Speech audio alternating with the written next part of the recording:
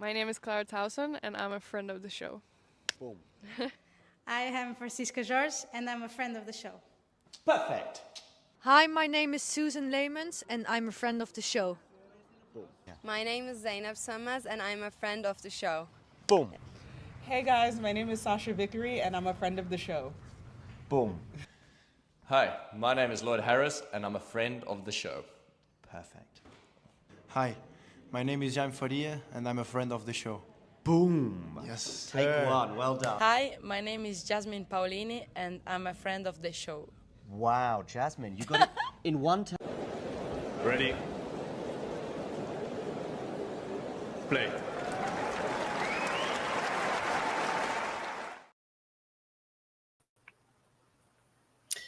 Good afternoon, good evening, good morning, whatever time it is in the world, wherever you're tuning in from. I think last night, Damien, might have been the only kind of really late one we had at Roland Garros in the last 10 days. Yeah, we haven't had too many of these, and even that was not late because of the match that was happening, in the night session on Chatrier, but actually because it started late, the previous one was longer. Yeah. And before they let all the people out, it's like an hour break, right? So even though Sheldon Alcaraz technically it would have finished on time for Musetti and Rune to begin at 8:15 Paris time, but actually, yeah, because of all the people, basically have to be released from the stadium and come back in. So we haven't really had any night ones. And today, if you put Sinner in the night session, you're kind of giving fuel to some of the people who criticized the French Open that the night matches for men's, well, they might not be as interesting as some maybe think they are. We had Matthew giving a commentary on Sunday, and Matthew is arguably a bigger women's tennis fan than men's tennis fan, and he recalled various matches from 10 or 15 years ago when he was first getting into tennis the other day, and I guess that's the part of the not the crux, but part of the argument in favor of having women's matches. But I think it's just one of 5 or 6 facets to that argument. And as I said before, and I've said many a time, but I've also addressed it on the show, my feelings on it.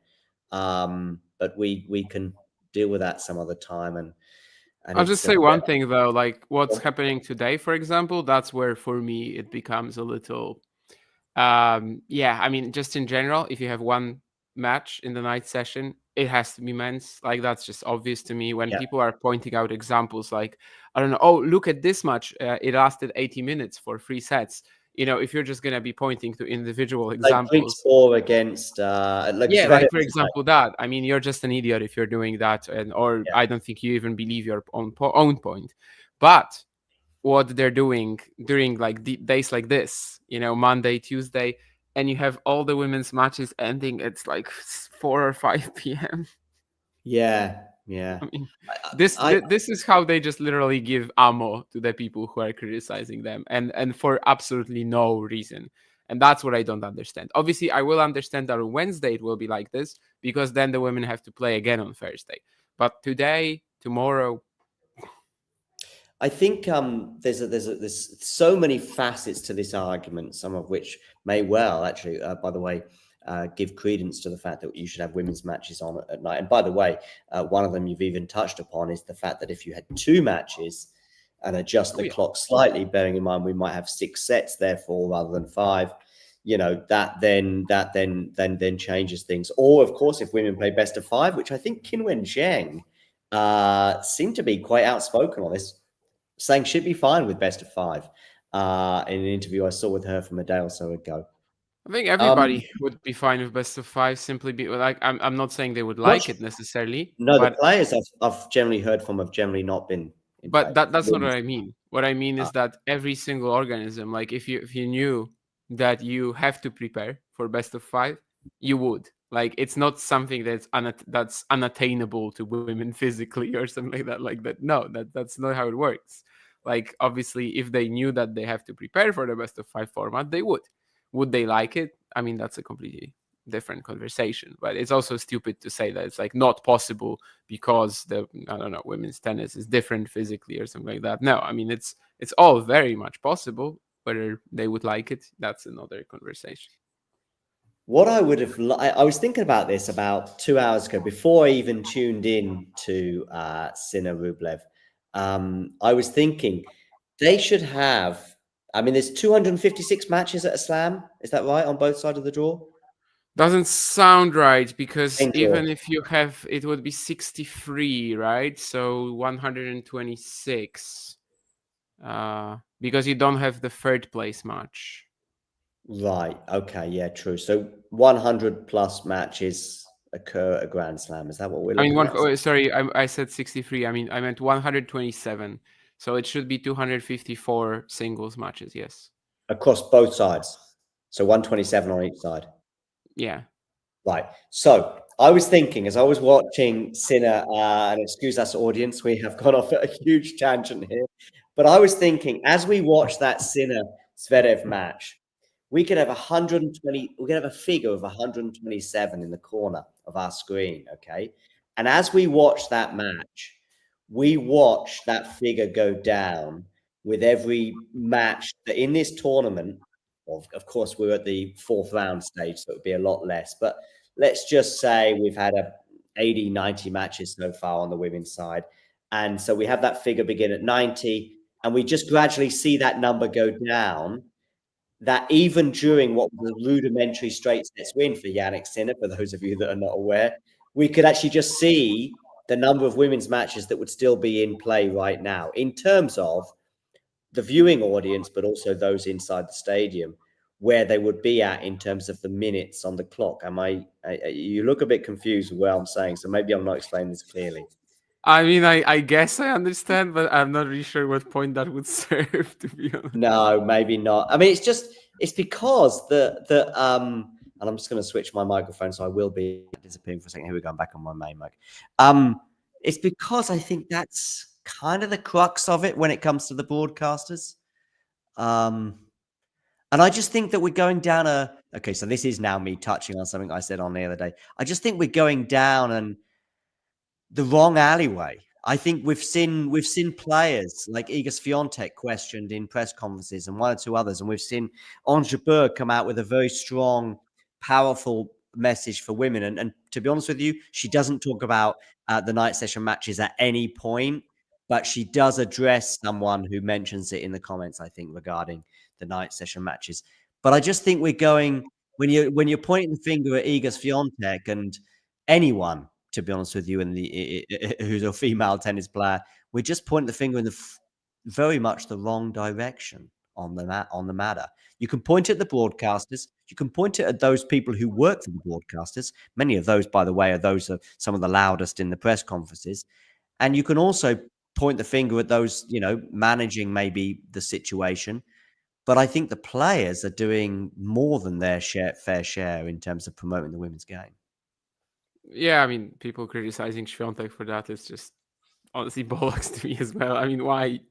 Like, what's the deal actually here? Like, she's just there to play tennis, and that's fine. Some will sort of like take a statement, like, take a stand, like and that's great as well. But if you just want to play, and if you really don't care, like, why would you lie? And in so many of these clips that we get from press conferences, you can see that, well, the journalist very much wants a certain answer. That was the case with Ben here when he was talking to Iga, when he was like really trying to follow up and get something quotable out of her. I don't think he overstepped or anything, but you could see what he wants from her. She just didn't give him that. And obviously he wasn't the one kind of like leading the social media attack, right? So it's not like I'm blaming him, but people kind of picked it up. And also that was it Matt Fullerman, I think, who was talking to Amelie Mauresmo. Futterman, I think maybe his name is. Fullerman, yeah. Again, like very much just pushing for an answer that he wants, but she's not gonna give it to him. She just says, match length. That's it. That's all I can tell you. And I mean, both of these, I think, you can just see that people want to get these very quotable, just good bits from this controversial stuff. And sometimes when the player or in this case the tournament director doesn't give it to them, it actually even leads to more social media outrage. I definitely don't think that he did anything wrong, or Amélie Mauresmo in this case. I mean, in terms of talking about the night sessions, I just expressed some frustrations that I have with another part of the decision making that is happening at this event, but not with the night sessions. Yeah, exactly, Matthew. Futterman, okay, so it's T's. I thought it was L's for some reason. Maybe there's someone else who's called like Fuller or Fullerman. Simon Fuller in tennis, BBC guy. Oh yeah, okay, that's why. Yeah. I saw that with Futterman. It's funny because actually, I've actually listened to Matt Futterman on other topics and found him really, really engaging. But yeah, I could hear him pressing Mauresmo of the day, and yeah, we're probably in the minority on this. As I say, Matthew was there and he was extolling the virtues of the women's game of the day. And I tried to say to him, don't get involved. You're doing an amazing job commentating on the match. And by the way, fine, he can still address it and that's it. But I think that people are conflating the two issues, as in like you and I, two white males here, can say, but I can be asked two separate questions. I was asked the other day on Twitter, I did a very quick Q&A, which is exciting you more right now, ATP, WTA Tour? And I said WTA. It was a slam dunk for me. And one of the clearest things has been some of the matches of the year that we've had over the last 24, even 36 months, since the end of 2022 anyway.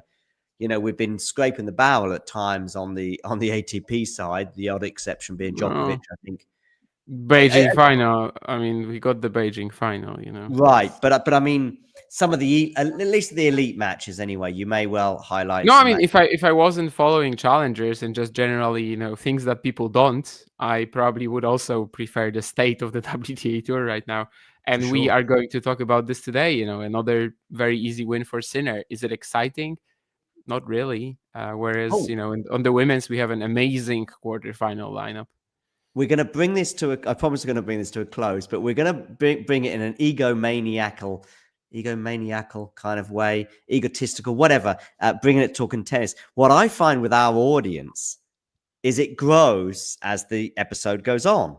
So for those of you that maybe go, oh, you start with the men and then you finish with the women, we're giving the women greater coverage by putting them in the second half of the show. And that also is semi-related, but it's one of the several facets to this debate, is the night session.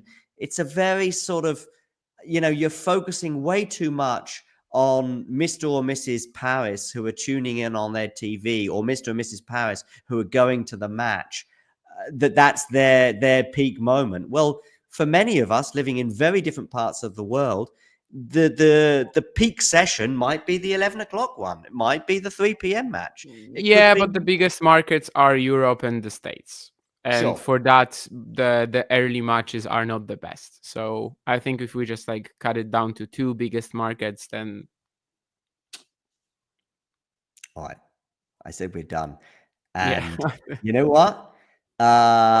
Normally we begin with the most recent match, but I've got Bublik on my screen, and something I didn't know until the last few minutes was seeing how Bublik celebrated the match, as in falling over. I think I saw what may well have been tears, certainly clay on his face, which I think he brushed off by the time he did his on-court interview afterwards. And wow, Bublik. I'm seeing a different Bublik in terms of personality in this moment, but have we also been seeing a different Bublik in terms of his tennis in the last few days and specifically today? I think it's the best he ever played, regardless of surface, regardless of anything. It's not out of nowhere. I mean, he won Turin, and I know some people will laugh at that, but that was already obscene. And Madrid, you expected, he was very good in Madrid, but there he's always nice. He's always playing great. At Roland Garros, when he had some decent matches, or even amazing matches, like against Kecmanovic, I think 1 year maybe. Or was it? No, he lost to Kecmanovic, but he beat Rinderknecht, hitting 40 winners and 10 unforced errors 1 year. And it just doesn't last, right? It's just one match. Usually for Bublik, it's one set and a half. And he just needs so much in terms of discipline in order to play a match like against Draper today. I think in our like preview stuff and everything, we were saying that basically to win, it would require him to play like 4 hours on the court and just be at max intensity all the time. Actually, he made it like 2.5 hours for 4 sets because his pace of play is just so rapid. Obviously, all the points are just so short as well. He's just going to throw in the drop shot half the time, keep Jack guessing. So kind of perfect for this matchup, but it's Bublik, so you just expect him to just switch off at any point. I believe after the match he also said that if he gets broken in that last game, he would just like not even try from there. That he was just done. Really? If he gets broken at 5-4. I mean, he might be exaggerating things a little bit, but that's what he said. That after this, like if he gets broken in the last game, just done. That he would lose the next two 7-5, 6-2 or something like that. Uh-huh. I mean, that is him saying it, but that's also what we see unfolding in front of our very eyes for probably his entire career in so many ways, that you just see a moment where it's just like, he's so annoyed, he's so frustrated, he's so done with it that he's, using what did he do with his racket? Didn't he do this a couple of years ago when he turned his racket around and just tried to use the handle to bat the ball over the net? I'm seeing a comment here from Vanch on Twitter. This is the first time I'm reading it, so I'm just going to share it anyway, come what may. And Bublik is the definition of unpredictable. He spends most of his time not really caring and relying on his insane talent. And then out of nowhere decides to play amazing tennis in random weeks. Literally nobody asked him to cause chaos on the clay at Roland Garros. And I'm glad I'm sharing Vanch's tweet because, of course, I do want to address what he said today to you and I and a few others from the Talking Tennis team, if you like, which was that this is the biggest shock since Botic beat Carlos last year in New York, which to me was a wild take. And I don't think I need to explain. I don't think it's even been the biggest shock this week, never mind since then. I mean, as a singular event, if we're looking at Bublik making the quarters here, I guess, it's big. It's not something that anybody would have predicted. But if we're just looking at the individual match, I don't think so. Again, I think when we were doing previews, maybe that was not his take. I don't remember, but mine was basically like, yeah, if Bublik can just play 4 hours at a time, with max intensity, sure, because he actually, compared to someone like Fonseca, okay, yeah, he will be blasting big shots at Draper, but he also has all the other tools to just not do that all the time and, mix it up. And we saw today how good it was for him when he was getting Jack out of his comfort zone.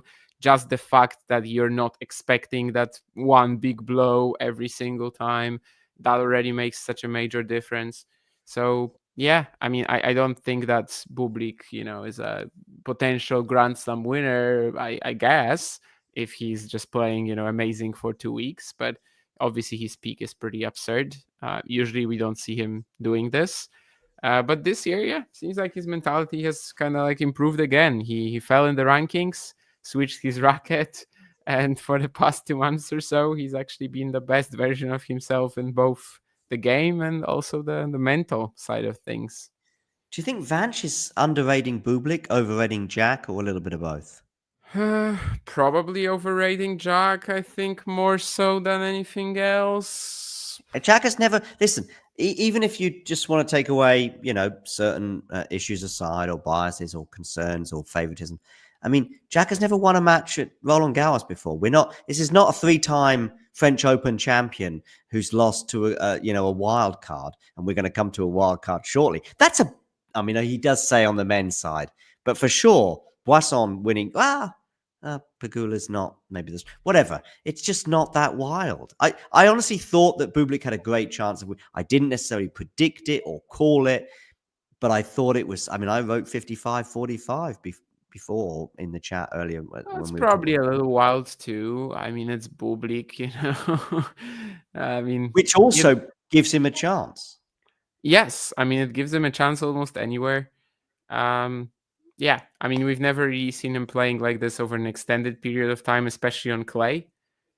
But, he kept up what he showed in Turin and in the first 3 rounds, and especially, of course, the last 3 sets against the Minor.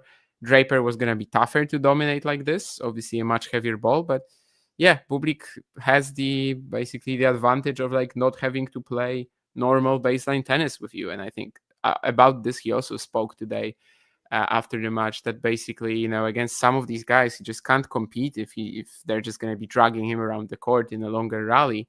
So he does all he can to stay away from something like that. And, you know, he has one of the best skill sets to do that. So good for him for sure. What about Draper? Both today and in general, big picture stuff. And in a way, this is also another example of the fact that it's not the wildest shock. If it was a huge shock, I think I'd be pretty down on Jack. But, you know, he's been in a Madrid final. He's shown that he can move not badly on this surface. His lefty, spinny sort of forehand can do some damage. You know, he demolished João Fonseca en route to the fourth round. I think overall, the body of work has been pretty good, and that even includes the French Open. Yeah, I mean, it's been a very good clay season.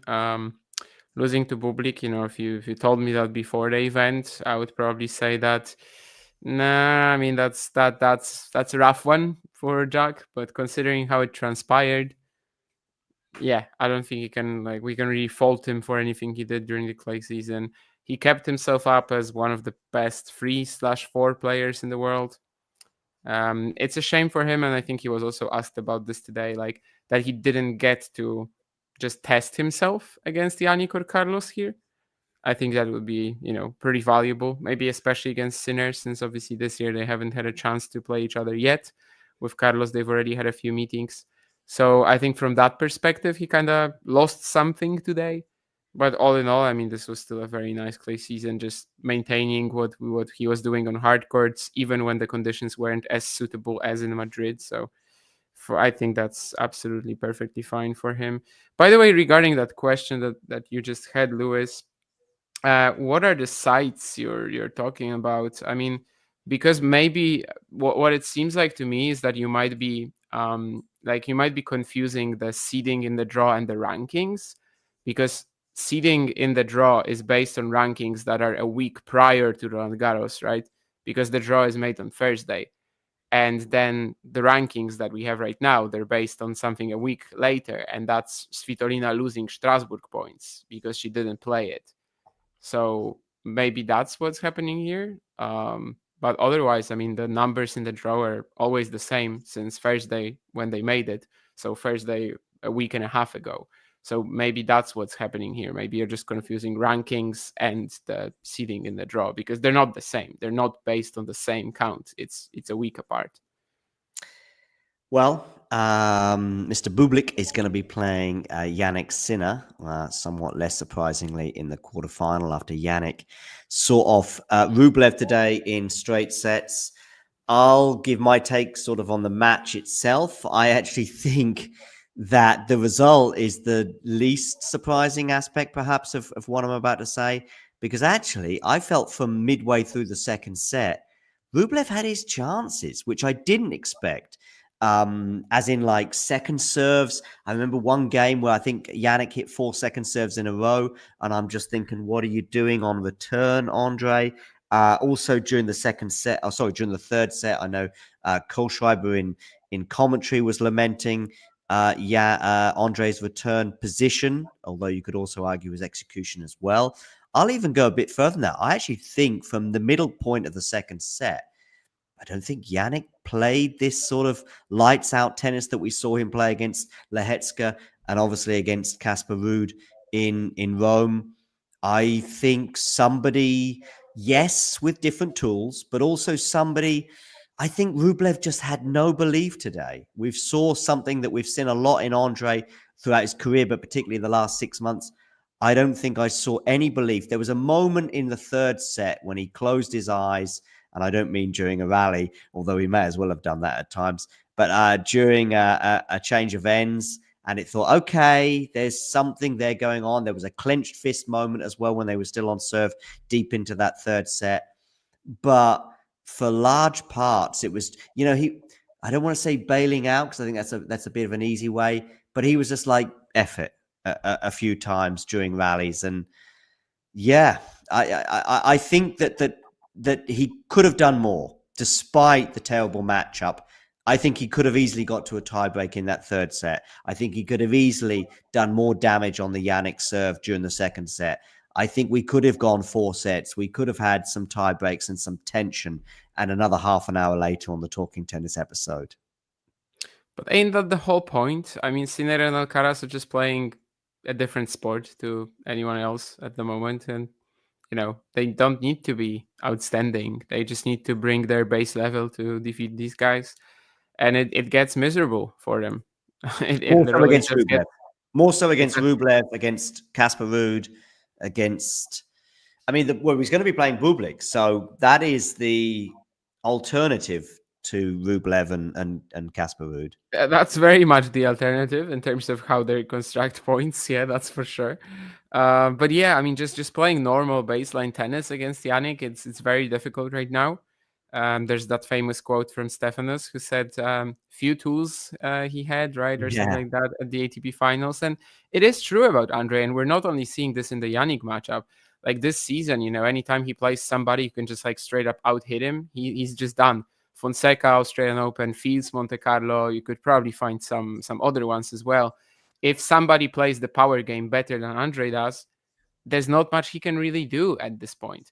And it demoralizes him too. I remember after that match, or during parts of that match with João Fonseca, and even in the post-match bit when you're seeing Rublev on a bike afterwards, just sort of shaking his head and not quite, I don't know, not quite understanding, but just not comprehending, and I think there's a lack of comprehension from Andre at times. Yeah, because if you go off the court and I did this wrong, for the next time I can correct something.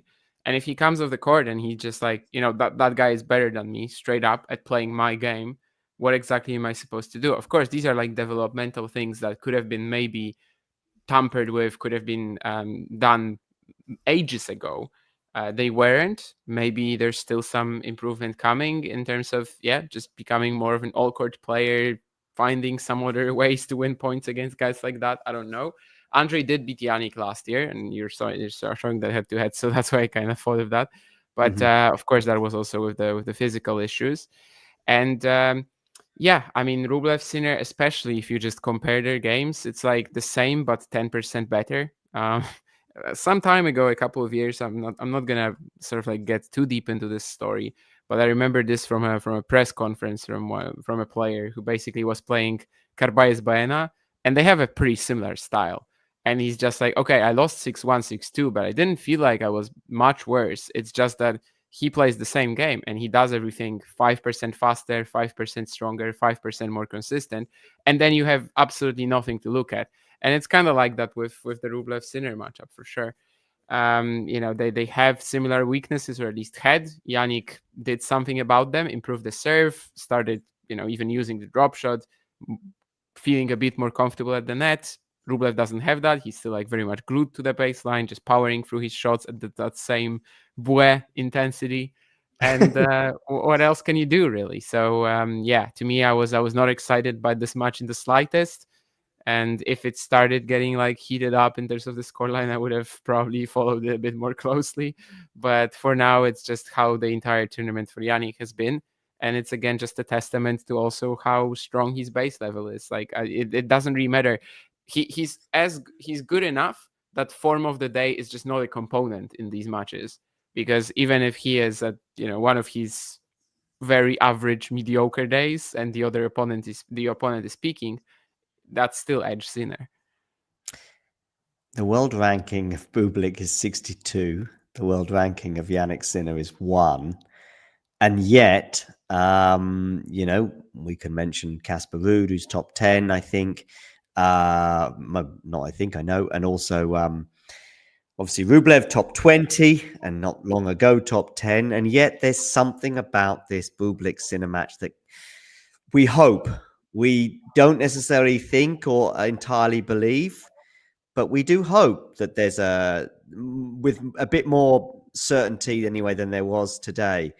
Maybe he goes a breakup, maybe he gets under Yannick's skin, maybe he does some bizarre things, maybe he just brings what he brought to the court against Jack today at times as well and can do it as consistently.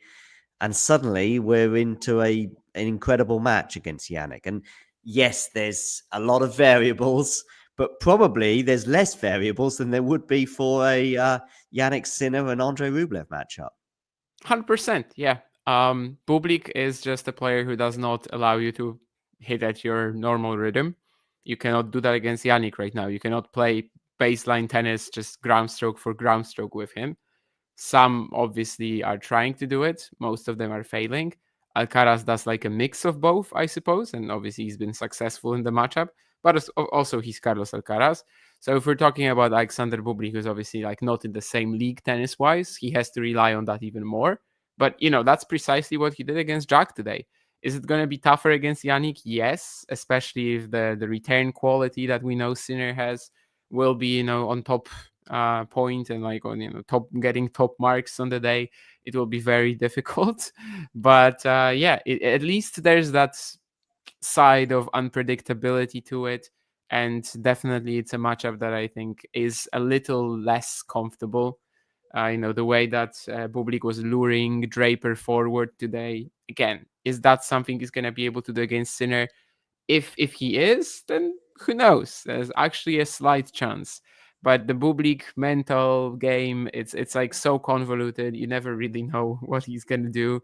He can just literally show up and also get blasted off the court 6-2, 6-2, 6-2, and nobody would be surprised at that. The pressure that somebody, I think Jane mentioned in the chat, yeah, no pressure, but at the same time, first slam quarterfinal, who knows, maybe the only slam quarterfinal he's ever going to make. So it's all about how you approach it. There's never like nothing to lose. You might play as if you had nothing to lose, but it's not like he actually has nothing to lose. Yeah, right. So we don't know how he'll react, and maybe he'll be, totally fine and totally normal, the normal Bublik, and then the normal Bublik could make things very interesting if that makes sense.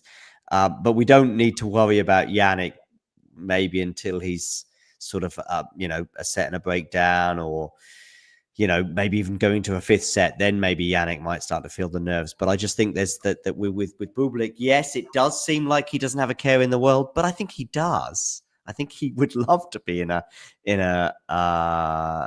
French Open semi-final. And by the way, if he was to win, I don't know whether Novak will be in the semis. Maybe. I don't know whether we can trust Zverev. Yes, Carlos on the other side of the draw is the biggest one, but maybe you can start dreaming of a Bublik. Oh my goodness me. Yeah, exactly. Bublik teary-eyed. I'm always getting teary-eyed about him just getting in the semis. Never mind winning a Grand Slam. Oh boy, I thought Madison Keys was special. It's not even close yet, by the way, and I'm already getting... Yeah, I mean, let's not go too far, I guess. This is a great quote, by the way, that Sean reminded us of. I think that's the Miami match, if I remember correctly. But yeah, basically, Bublik said this after the match to Sinner. Oh, okay. That's reminiscent as well of what he said about Mensik recently, wasn't it? When he said, do you remember what he said to Layani? These guys, do you remember that like 5 or 10 years ago when you'd be just like knocking it and winning matches quite easily against various guys outside the big three, basically, and now you come up against teens that are just playing off the charts kind of tennis. That was in Madrid, of course, against Mensik, and yet here we are. He's in a quarterfinal. Bublik got an ovation, did he? Okay, I didn't know that. Okay, that may have also affected him emotionally today.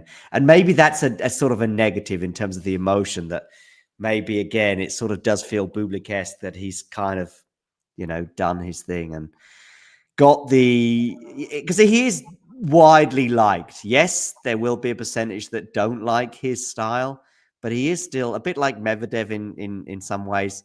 He is widely appreciated anyway, and maybe he really felt that today. Any final words on Bublik Sinner before we move on? Yeah, I mean, it's a match that might deliver and also might fail completely. I just hope we see Bublik playing at the same level of intensity, bringing the same unpredictability, which I feel like he obviously will. I don't feel like the cat's out of the bag, like somebody said in the chat a second ago, I think Matthew. I mean, everybody knows how Bublik plays. It's not really something that Sinner would be like, oh yeah, I have to watch this match against Draper to see what he does. Like, I'm sure they will in preparation, But it's the same playstyle that Bublik has ever really done. Like it's nothing crazy that he was playing 50% drop, like 50% rallies with drop shots today, that he was rolling the dice on the second serve. Like, you, me, anybody in the chat could coach somebody to play Bublik. Like, you would literally just tell them what exactly he's going to do. Just don't know when when in particular he goes for that tool. So that's not really coachable. But yeah, I mean, Bublik obviously can just go off at any time. I've got no idea. I just hope, because the potential match that we have there would be absolutely glorious if he just brings that same shape that he was in today. And Yannick is Yannick, is the king of efficiency, and he has to respond to that. That's such a good story. That's such a good match lying there. But we also might get an absolute waste of another night session, probably. But if it's a 50-50 between those two, and it's not, but let's just say it is 50, that's still not bad. Bearing in mind we've seen, 4 previous matches with Yannick, which were anything but that. I'm going to address something now completely different before we move on to our next quarterfinal and quarterfinalists. Duprit's traveled to the French Open in big numbers. He goes to here, not sure about the culture. I think it's actually become more of a thing, maybe even this year than before, and this is unscientific, just hearing and even people in the chat. Ghibli joined the chat yesterday, Damien, for the first time in about 27 years, saying that he'd been at the French Open, and I think he may well have got the train over there. And of course, the Paris-London train has been in action since the 90s, and I'm even talking like a tennis commentator there, in action. I don't think trains are in action, but anyway, you know what I mean. Active or again, that's still tennis. That's not the right word. On the tour, happening, been a thing. The channel. I honestly don't know how you would actually call it. Like, seriously, in use, was established. Began. Yeah, its career began in 1992. Anyway, so I think it's a little bit more. I've also another anecdote which is related to this. A pretty proud Parisian who's also a PSG fan and a very happy one at that right now, said to me in 2021, sorry, when I was staying in his apartment, also whilst watching the French Open in person. And he said to me, he wanted to know, so which one's your favorite slam to go to?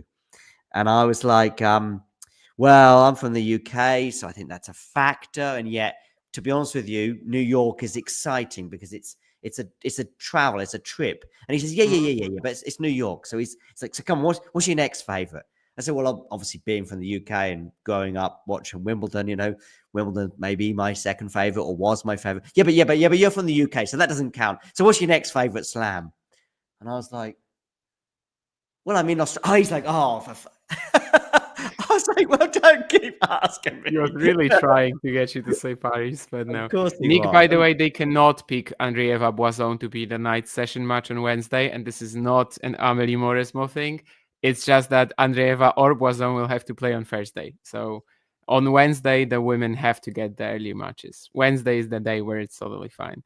But yeah, I mean, to your question, I don't know. I think it could be either Sinner, Bublik, or Zverev, Djokovic. Zverev, Djokovic, obviously the bigger match, but they could prioritize the rest, I guess, for Sinner here. Maybe they just go for a bigger, I don't know. I think both strategies are acceptable. But yeah, Andreeva Boisson just cannot be picked. A women's match on Wednesday cannot be picked for the night session because the women have to go again on Thursday. Oh, yes, of course. Right. Yeah. All right. Moving on to the next pair of quarterfinalists. Alexander Zverev will be playing Novak Djokovic in about 48 hours from now because, well, Zverev overcame Griekspoor after Griekspoor retired hurt. I think it was an ab injury, which he said he'd picked up in the previous match, which was probably a 5-setter, wasn't it, with Quinn? And Djokovic came through in flying colours against Cam Norrie, more emphatically than he did so in their albeit 3-set match in Geneva recently. Any thoughts on these two matches? I imagine that we've spent 39 minutes speaking about the sort of previous two and a few other issues as well, but we might spend 3 to 9 minutes on this pair, if that makes sense. I think so, yeah. I mean, we might spend some time on Zverev playing Djokovic, but in terms of today's matches, yeah, Talon went up 3-love, and then you kind of start seeing that not something isn't right with him. And then Talon we was up learned that 3-love it in the was first set. yeah, Oh, and I he didn't know only won that. one game for the rest of it. Yeah.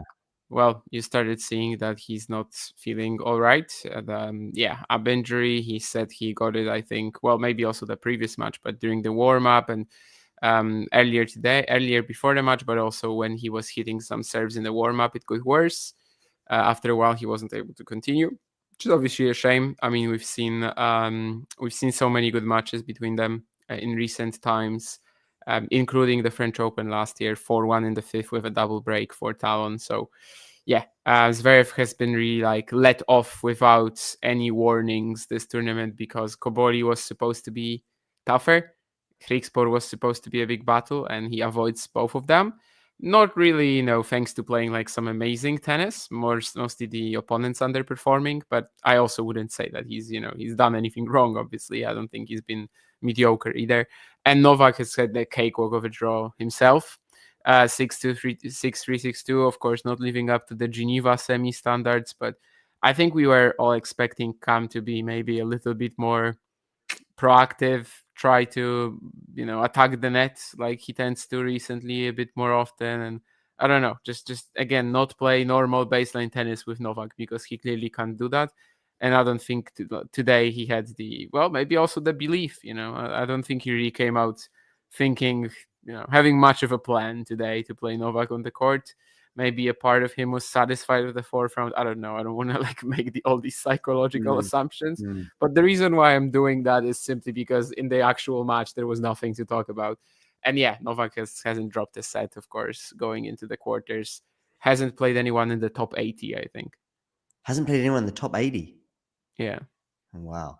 I mean, Nori was like 81st. Misolic obviously 150 something. Who else was there? I don't even remember by now. But yeah, I mean, the first two rounds were easy too. Mackie McDonald also probably outside the top 100 right now. And then second round, I'm losing it. Yeah. Mute. Oh, Mute, yeah. So, Mute should be in the top 80, right? Yeah, maybe. But if he is, then barely. Anyway, outside the top 50, definitely not. Yeah, and I know Snehel was in the chat the other day, and I am repeating something I said a few days ago, but I think it was on a watch along regarding Djokovic's draw, and it's like, well, yeah, but he's going to play potentially Zverev, followed by Sinner, followed by Alcaraz. All that, of course, is potential. But to be honest with you, when you're seeded 6, it's all about the first 4 rounds.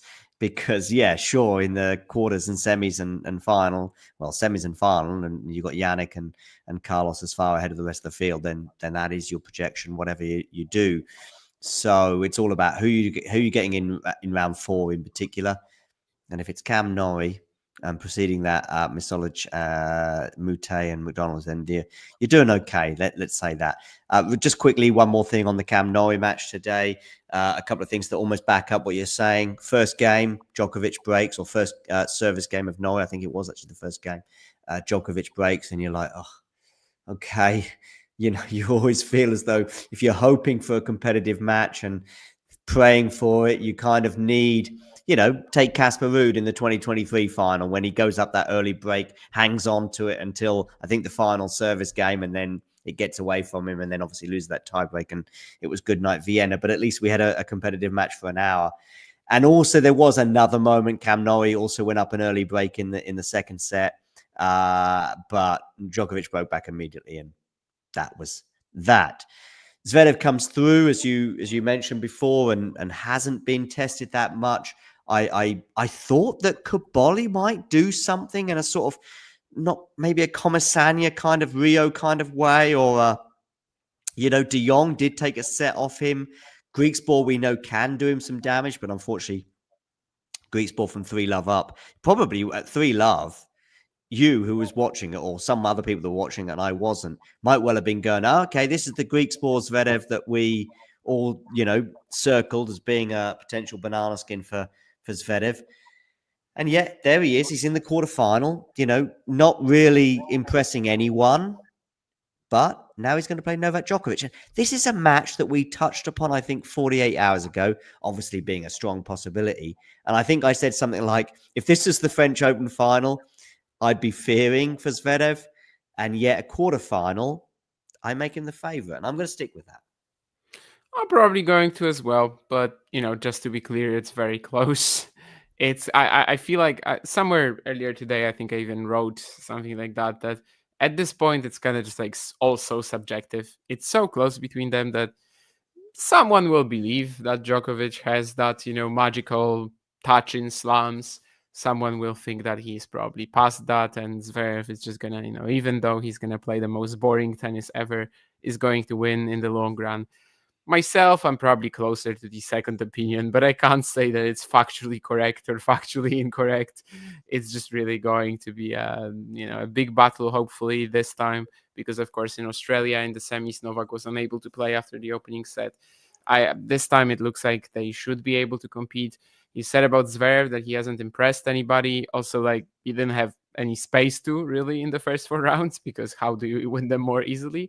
And the same is about Novak, really. I mean, he also hasn't impressed anybody in the first 4 rounds because there was no option for him to.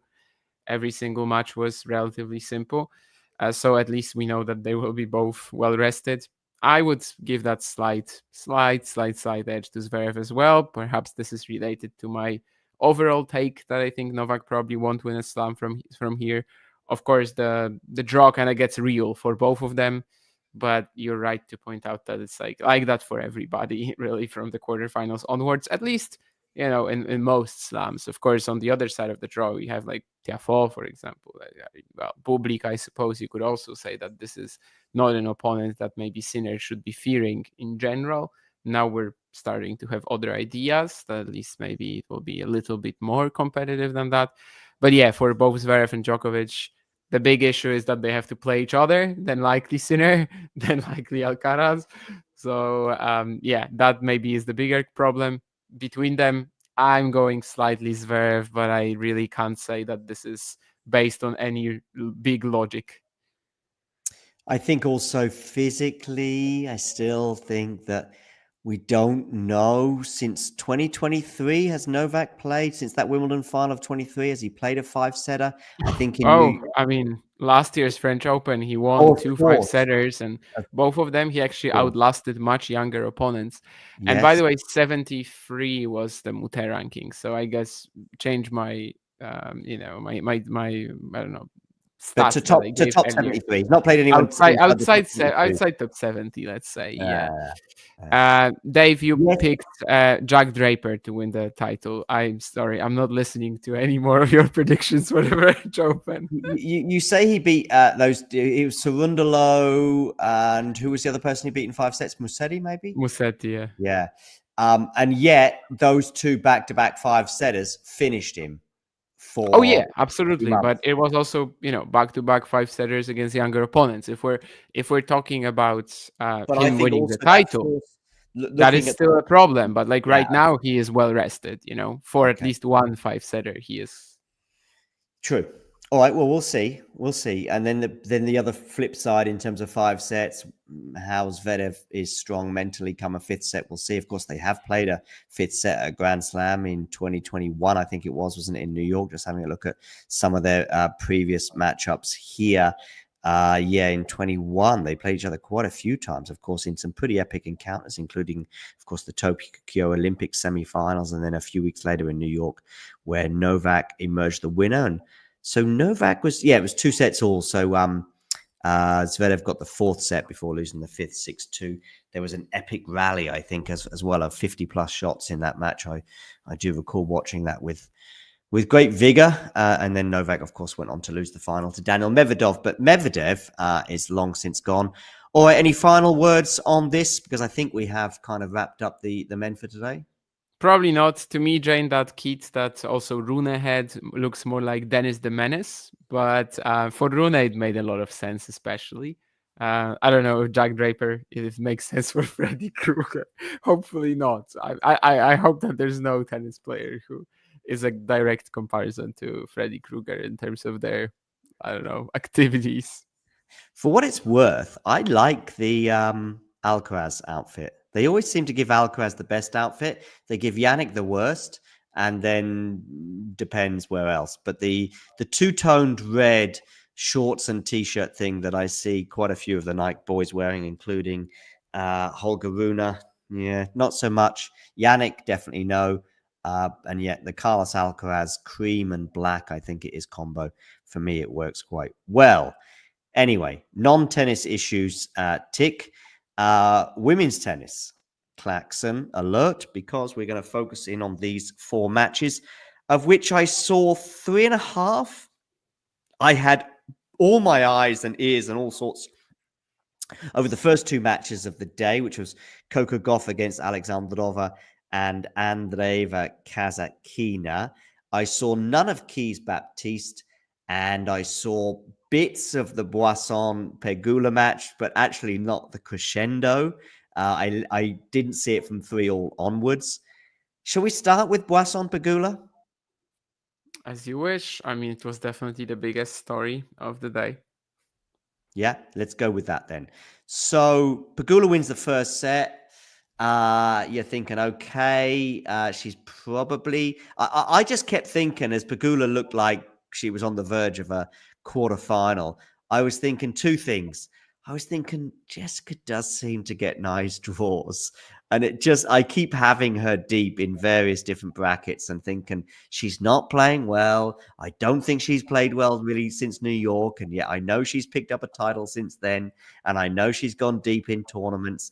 And yet I don't really think she's a decent clay court player. And yet I was looking at the French Open draw and going, do you know what? We're very close to a bold Vanch, numbers 1 to 8, all getting to the quarterfinals. Obviously, Paolini went out by this margin, pretty much in terms of match point. And Pegula was up a set, and I thought she was going to go on and take the match today.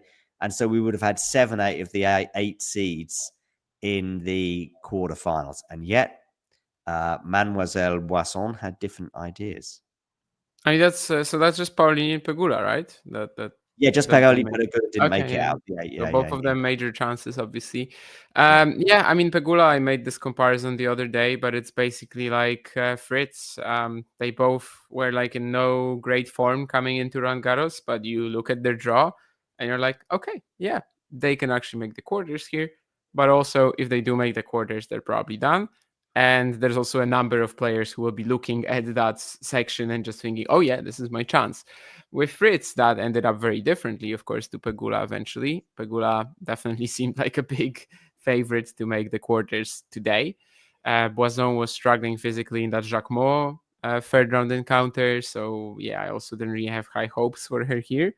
But the story continues. The match was like a camp classic, a bit of a B-movie type of thing where the quality is not great, but the drama, the excitement because of the stakes, it definitely keeps you watching. And yeah, just overall, I mean, I think the narrative for Boisson has been kind of like the main asset of the French Open this year. The fact that last year, of course, she had that first Roland Garros main draw wildcard promised. She was winning so many ITFs in a row. Then I think a WTA 125 as well. Unfortunately, season-ending injury just before the tournament. And now she comes back and does this. I mean, it's beautiful. She's ending her tournament in the quarters, I'm pretty sure. But the story is fantastic, and the win today is going to be one of the most memorable matches of the tournament. I don't think we will include it in the matches of the year conversation. I think that's probably where, at least in terms of talking about the best 5, yeah, I doubt it makes it. But certainly it's going to be something we remember for a while. Yeah, I mean, the story, I think, is huge, as you say. The injury she picked up, obviously, ACL, I think it was ACL? I don't remember, to be honest. I see that photo of her lying in bed, but I don't. Yeah, cruciate ligament. I'm not even sure how she picked up the injury, because cruciate ligament is not a super common injury to have, and I think it was in the knee that she had it rather than where Zverev had it in the ankle. But yeah, she's going to be coming out against Mira Andreeva in the next round. Mira coming through in straight sets against Kasatkina. This was a really interesting affair. It was straight sets, and yet it had quite a few twists and turns. I mean, to be honest with you, all those twists and turns occurred in the second set, but Kasatkina had a set point. She did look vulnerable on serve through large parts of the match, as you would probably expect. And yet she also was dominating points at times in the second set. And you're thinking, how is Andreeva staying in this point? And yet every time she did, it maybe affected the nerve of her opponent, because Kasatkina made some either bizarre choices or just inexplicable errors on points where she was, so far up. She was almost, 1 foot in the third set, if that makes sense. A smash into the net springs to mind, but there were some other smashes, which I know Kasatkina, not being the tallest player in the world, is going to find a little trickier than others. But I still found it unbelievable that she managed to contrive a way to lose some of those points. And yeah, it was her who, maybe not quite disconsolate, but it was her who probably needed a hug at the end rather than Andreeva, who needed it, obviously, after their Ningbo final last year, I think it was, when Mida was on the end of a rough defeat to Kasatkina. Any thoughts on this match? Ghosty, I would say half a year at least. Remember when Nishioka tore his ACL? I think it might have been like 2017. He was in really good form playing Stan in the Sunshine Double, and then then it happened. For Boisson, almost a year, I guess. It took like 9 months or thereabouts. Anyway, Andreeva Kasatkina, I think, obviously was pretty intriguing, just because Kasatkina plays very different tennis to most players on the tour. Yeah. So if you throw in somebody against Mirra Andreeva right now, who's just like a power player, not elite, I would say it's an easy win for her every single time. But against Kasatkina, you start wondering. And they're also good friends, so that always adds a bit of unpredictability. They know that, they know each other so well. They've practiced with one another. And then, the feeling of playing against each other in such a big match as well has to be quite unique. Daria obviously had chances to win the second set. I think some of the stuff you mentioned, like the smashes, they were mostly coming on points that were at that point, well, not inconsequential, but maybe not directly leading to her losing games. No, but there was like sort of love 15s and love 30. They were all in those games. Something like that, yeah. Like that. Yeah. But they were all in this stretch between, because Kasatkina was serving for the second set. They were all in the stretch between her serving for the second set and ultimately waiting to. They weren't even in the final game when Mida served it out with relative ease, I think, to 30. It was all in this sort of 3 or 4 game stretch when she was serving for it. Then at 5-all, I think 5-all, one of those points became love 15, went to love 30, and she gets broken. And it's actually a match that could well have gone 3, and who knows, just because it was fairly even through large parts as well. The first set was really nip and tuck. Both players held serve relatively comfortable until, I think, 4-3 when Mida was leading, and then she gets the break, and that was that. It was a close one.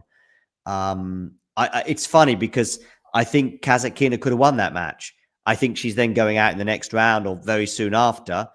And next round she'll be playing Lois Boisson. So so there you never know. So semi-finals, but her tournament, could have been incredible after that match, but it isn't going to be incredible enough to win the title. And yet Mida, is she a contender? I said today that we've kind of got 3 groups, okay?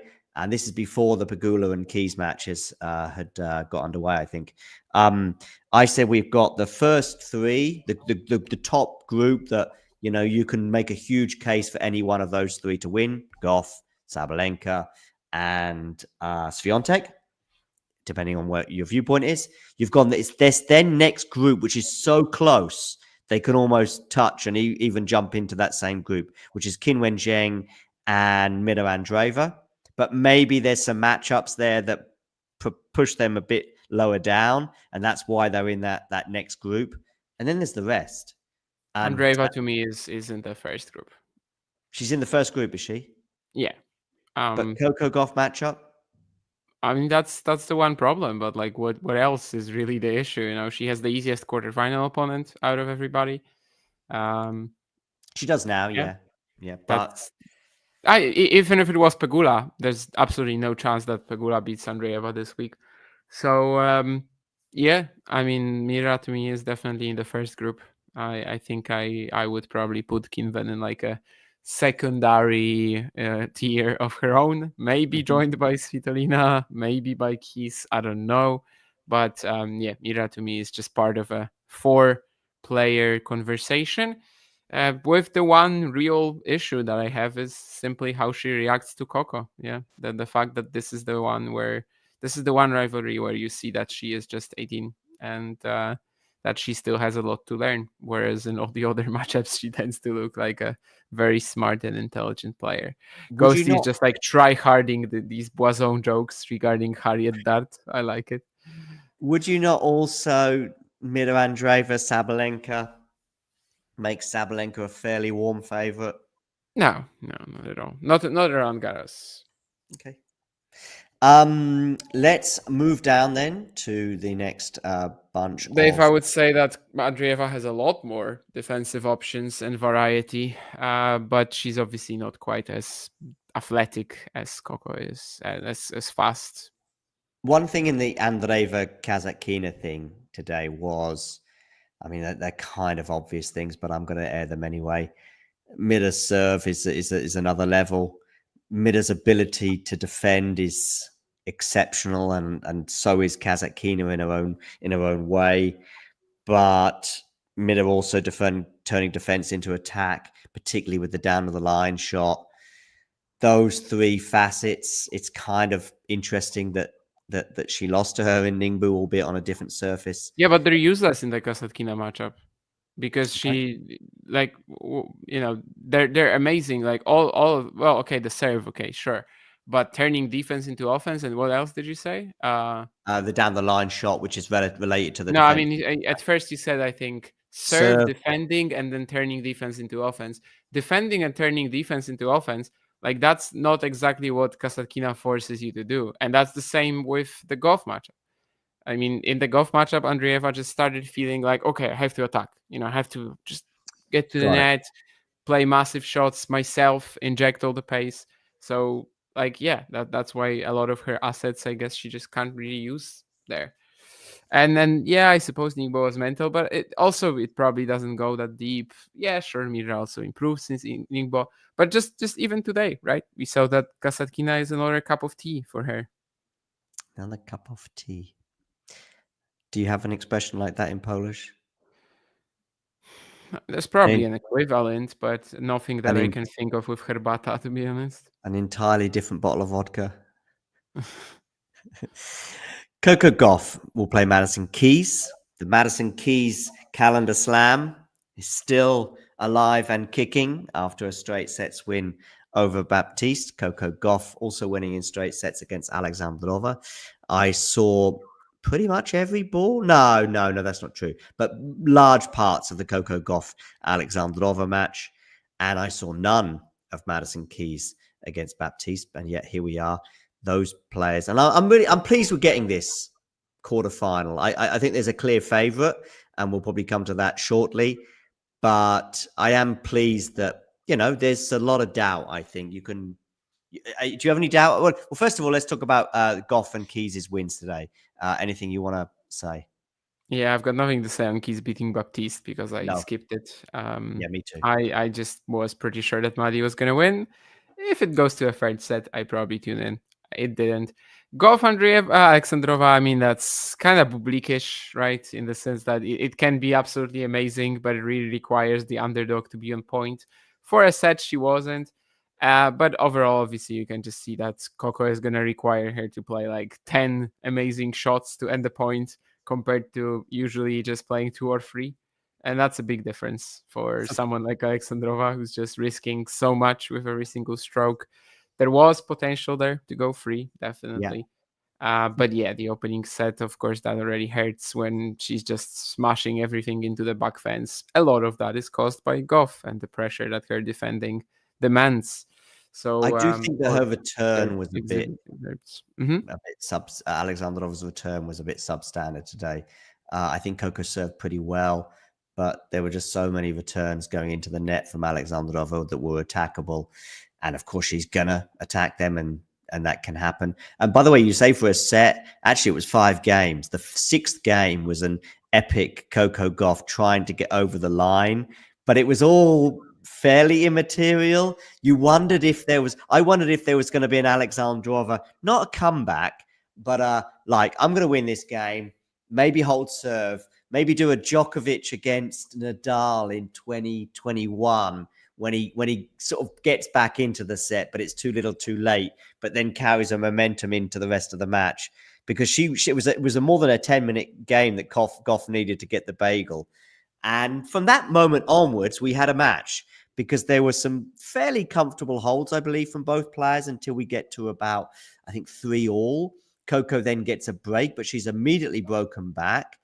And so you're thinking, well, I wonder how this will be psychologically now. But she gets the break at 5-all.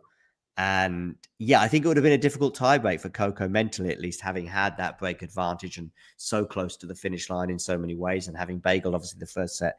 But once she got that break at 6-5, there was little doubt. I think Coco's forehand, one other thing, Coco's forehand today was a weapon at times, was a winner weapon, which is not something you would always associate with a forehand, but maybe on clay, maybe it's less of a thing. I don't know. I have seen her look pretty vulnerable on that side on clay as well. So I don't know. But serving 4 double faults across the match. Okay, it was just 2 sets, but that's an okay stat for Coco, bearing in mind she can easily hit double figures on that. Yeah, 9 games on serve, but yeah, obviously it's fine.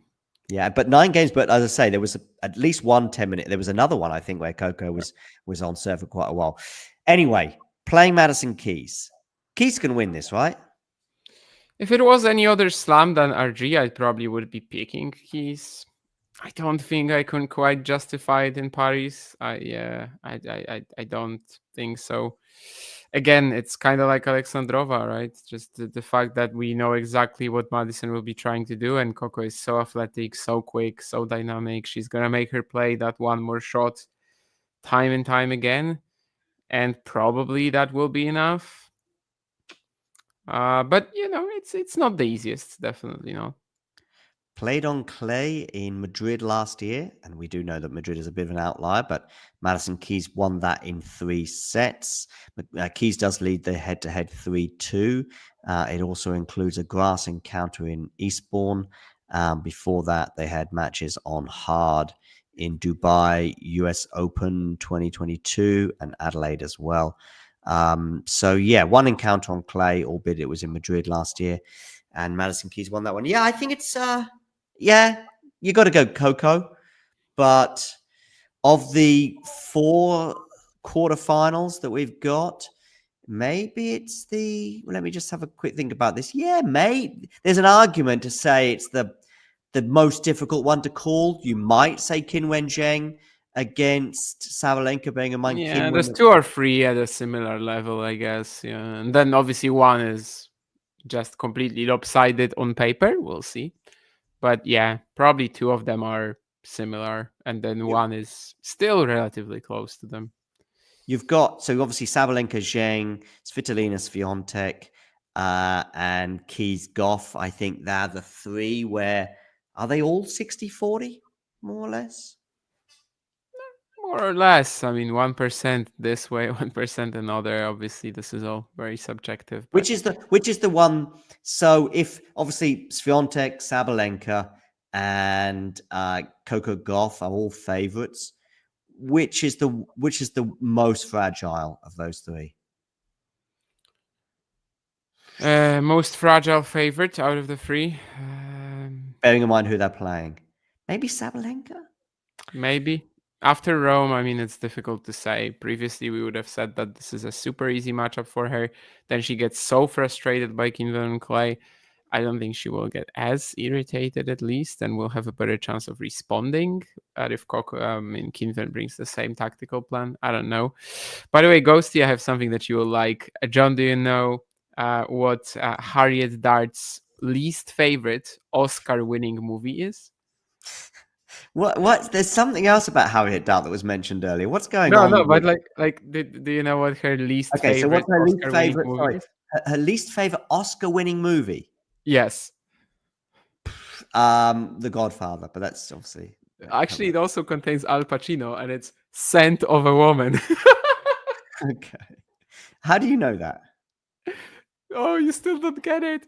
Who said that Lois Boisson smells? Harriet Dart. Oh, okay. That's what Ghosty is making all She of was these. talking about what? I forgot all about that. I mean, I knew the incident. I'd forgotten all about who the opponent was. Yeah, that's why Ghosty is making all Oh, I these jokes. Yeah. see. There's been Sean, did you get it before I said it? That would be actually pretty impressive. Okay. Anyway, we have a bunch of matches tomorrow. I think we're going to cover them all on the channel one way or another. Live watch-alongs, beginning with Qinwen Zheng against Arina Sabalenka. That is the first one, I believe, up tomorrow at 11 a.m. local time, 10 a.m. in the UK, and some other time in Seoul, Korea, where Eddie will be providing the watch-along there. We've got Swiatek against Svitolina. Also, as a watch-along, we've got Musetti against Tiafoe and Alcaraz, Tommy Paul. So the 4 single semifinals will all be on the channel tomorrow. There's all a bunch of previews as well, as you can imagine, for pretty much every match going at the French Open on the single side for now. Before we bring this to a close, of those 4 matches that on the card for tomorrow, which is the most sort of intriguing? I guess some of them, I'm thinking like Tommy Paul Alcaraz, depends on how it starts. You know, if Tommy Paul wins the first set or goes up a break, suddenly it becomes interesting. I don't know at which point Tiafoe Musetti becomes interesting, but probably a little bit later down the line. Maybe Tiafoe's up a set and a break or 2 sets to love. I think Swiatek, Svitolina and Zheng Sabalenka are immediate from the off.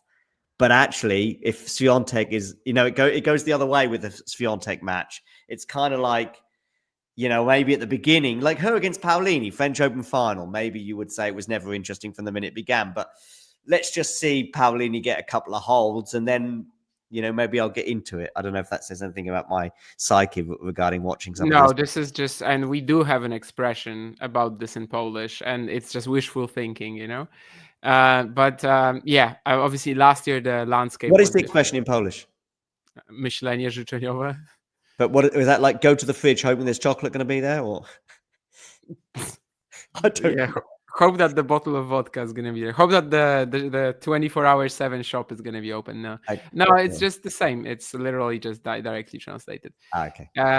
Anyway, what I was just making a joke, with the previous things we said. Anyway, I think that the landscape is different now. Iga is different now. So her matches just don't feel as inevitable as they did last year. If she played Paolini tomorrow, it would be interesting from the start. It wouldn't be interesting never, just like the final was last year. And basically you didn't need to watch it. This time it would be different, and it's different here.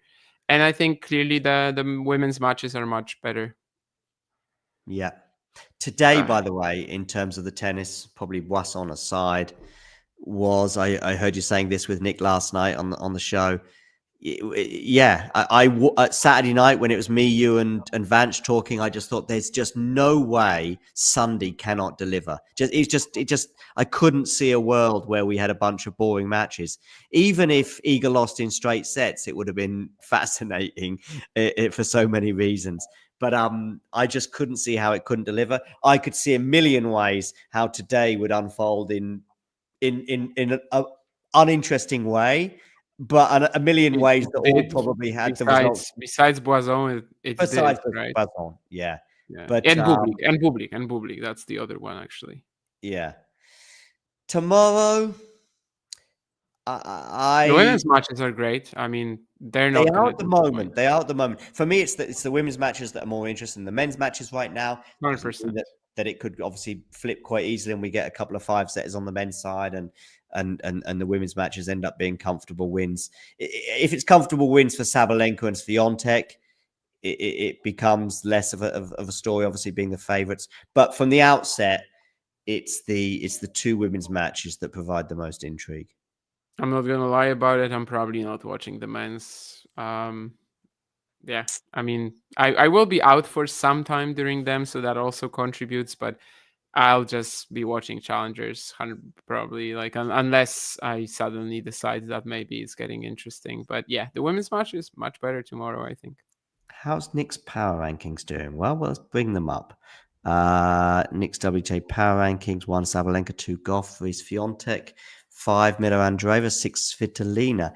Well, six of the first 8 are still in the tournament. In fact, 7 of the 10 are there. And I think having Kostyuk in there is no. Actually, I did think Ostapenko was a bit maybe fortunate to scrape in. Ostapenko 7 is a bit weird, but I also would have had Paolini lower. But yeah, overall, I would have done too. It's a good list. Yeah. The first 3, actually going into the tournament, there would have been some people saying that there could have been some differences, but I think most of us were like, listen, you just can't discount Swiatek, even if Jack tried to. I just want to have a look at his 10 again. Yeah, I think Paolini at 4. Okay, it's easy to say because she's out now. No, a lot of people would have said that simply because of the Rome result. I'm way more about the eye test, but I think it depends on what sort of criteria you choose to go by. I think I definitely would have had Andreeva in 4. In the 4th spot, or maybe even higher. I might have picked. Actually, I will check that right now because I've been saying this for the last 3 days. I definitely picked either Coco Gauff or Mira Andreeva to win the French Open. I don't remember which. So one of Mira Andreeva or Coco Gauff was Damien's. I just think it has to be Coco. I just think if Mira, that's a huge thing to remember. I just find it. I find it more memorable. I mean, they're both memorable. They'll be both incredible wins for one reason or another. But to have Mira Andreeva at 18 years old winning her first Grand Slam. Gordon, do you know? You've checked?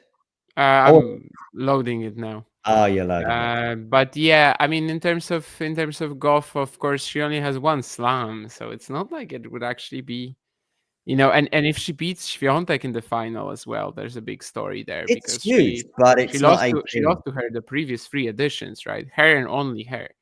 So I think both work. I remember the French Open. So which one am I forgetting? Because I remember these 2 matches. I remember her losing a quarterfinal in 23, I think it was, in a match where she did most tactically right things, that she brought her most aggressive game, I think, that she could do. 22, I remember the final. So it must be last year. I don't remember. Last year, yeah, semifinal. Don't remember that. Swiatek, did she play Haddad Meyer the year before? Who played? Was it Haddad Meyer in 23? Yeah. Yes. By the way, I just checked. Yep. Well, first of all, I saw Schneider in the semis. Yeah. But also, yes, I picked Mira Andreeva. Okay. Well, we'll see. It's going to be an interesting few days, I think. Yeah, listen, it's actually great having Boisson there, so it's fine. But the women's quarterfinals overall are pretty interesting. As I say, we've got 3 of the 4 are 60-40s. I guess that's as much as you can possibly ask. Regarding the men's quarterfinals, just bigger picture stuff. Let's just have a look, refresh my mind. Yes, Sinner, Bublik, Zverev, Djokovic. 3 have a clear favorites. Yeah. 3 have a clear favorite. So obviously you're going Musetti, Alcaraz, Sinner. Yeah, we've got one that is, perhaps 51-49, 55-45, and you can go whichever way you want on that one. I think Sinner Bublik is kind of interesting, as for reasons we highlighted earlier on. Alcaraz Paul, it's because of the head-to-head, and Paul maybe in the past did some weird things that upset Alcaraz, but probably more on a hard court, you would think, despite Tommy's obviously junior title. The problem with Musetti Tiafoe is I don't want to see a horrible semi-final or a horrible final as well. I'm fine with Tiafoe winning that one, especially if he wins it in 5. I just want to also see Tiafoe then go and win the tournament. Don't go and win that one in 5 and, do a Daniel Medvedev over Alcaraz in the semi-final of the US Open of 23. And I'm sure there's been millions of others over the last 2 or 3 years that I'm thinking of where it's just been like, okay, great, but now do it against X player in the next round. And then it's just been like, oh, you've just... To an extent, we have this with Bublik right now, right? If Bublik loses to Sinner 2-6 to 6-6, eliminating Draper will, from a neutral perspective, kind of feel like a waste because we could Yeah, have although at least a it's much the better fourth round for quarterfinal. the quarterfinals. You know, if Bublik beats Sinner, but then rolls over against Zverev or Djokovic, anyway, this is just me. Well, I mean, it would still be Zverev or Djokovic in the final then. So, yeah, I guess that the biggest stakes are when it's a semifinal. But no, I mean, personally, I'm not too excited about the men's quarterfinals for the most part. I don't know. Like, I get what you're saying about Alcaraz Paul. I just don't really want to watch it unfold. Yeah. I'm not excited by the matchup at all. But the women's sets, yeah, it's amazing. At least 3 matches there. I definitely want to see from start to finish. 2 of them are tomorrow. Okay. Well, on that note, we'll see you for, I think, all the watch-alongs. I'm going to try and bring them all between now and the rest of the tournament, but certainly all the ones tomorrow and probably for the rest of the tournament. We'll also, hopefully, been speaking to Steve Flink today, getting some previews out of him, but probably a little bit later on in the week, maybe for the women's final or the men's final on Thursday or Friday. So this is the last ball drops of the French Open, but of course will be last ball dropping throughout Wimbledon as well. So do make sure you hit like and subscribe and click that notification bell and all that other jazz. But you're going to get a reminder of that right now. Give us a follow as well on all the socials at Talking Tennis TT.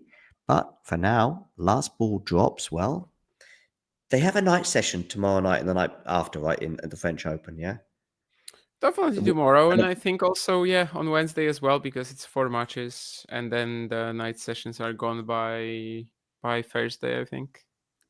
So an official night, but this is us finishing our official night sessions, is kind of what I was comparing us to there, in terms of that they finish their night sessions after the quarterfinals. We finish our night sessions, so to speak, after the this round. Although, as I said earlier, we tend to do the women on the second part of the show. So what do you call it? What do you call it in the US? Prime time, which is prime time for us, is the second half of the show, but not prime time as far as Nerland is concerned. Joao says that the second men's semi is a night match as well. Oh, okay. That's actually not only this year, right? I think it was also the case last year, maybe. Although I'm not sure. But yeah, I guess they switched it up a bit. It's always been a separate ticket, but is it not just back to back, or they actually have it at different times? I think last year it wasn't. What was the second semi? Zverev against Ruud, right? I was there in 21 and 22, and it was separate tickets in 21, but it was back to back. I think it was just the fact that Tsitsipas Zverev went 5 sets. I think it was back to back as well in 23. I remember doing the watch along for Djokovic Alcaraz with Jakub, and then I think the next match was right away, which was Zverev Ruud as well. Yeah. And then in 24 it was Zverev Ruud again, but I think already night session. Oh, maybe that's why. Maybe Joao. Yeah, maybe you're right. Maybe that's why the second semi was so late. Anyway, yeah. It is what it is. All right. On that bombshell, we'll see you all for some watch-alongs tomorrow. Take care, everybody, and you know the drill. If you enjoyed this video, make sure you hit that like button. Don't forget to subscribe and click that notification bell so you don't miss out on all things tennis.